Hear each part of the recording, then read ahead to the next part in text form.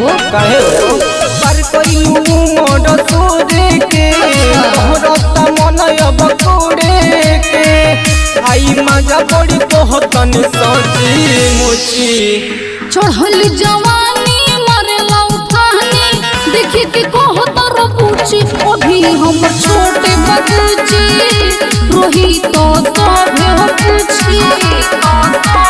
चढ़ल जवानी मरला उठानी देखी के कहो तर पूछी अभी हम छोटे बगुची रोही तो सभे हो पूछी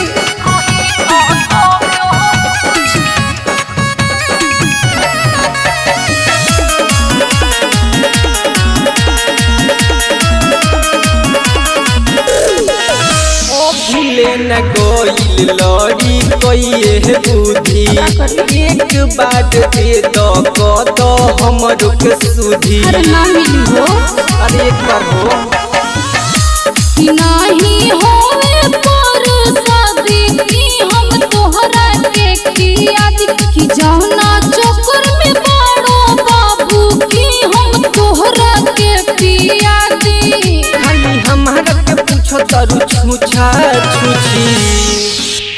चढ़ल जवानी मरला उठानी देखी के कहो तर पूछी अभी हम छोटे बगुची रोही तो सभे हो पूछी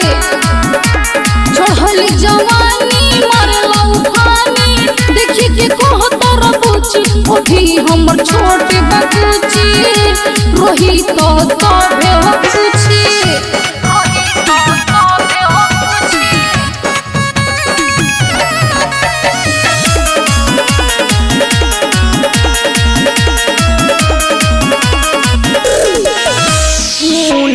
बाबू कितना बतिया सोही डालल चाहे तुहरा नदिया में रही हर पिताजी बहू का हो जाई हो कि सुनियत सूझत कर मारे तस काहे लागल बाड़ो कि जौन मिली नहीं तवने खातिर पागल बाड़ो चलो इसे उठा के जनी मारो चढ़ल जवानी मरला उठानी देखी के कहो तर पूछी अभी हम छोटे बगुची रोही तो सभे हो पूछी चढ़ल जवानी मरला उठानी देखी के कहो तर पूछी अभी हम छोटे बगुची रोही तो सभे हो पूछी बुझला।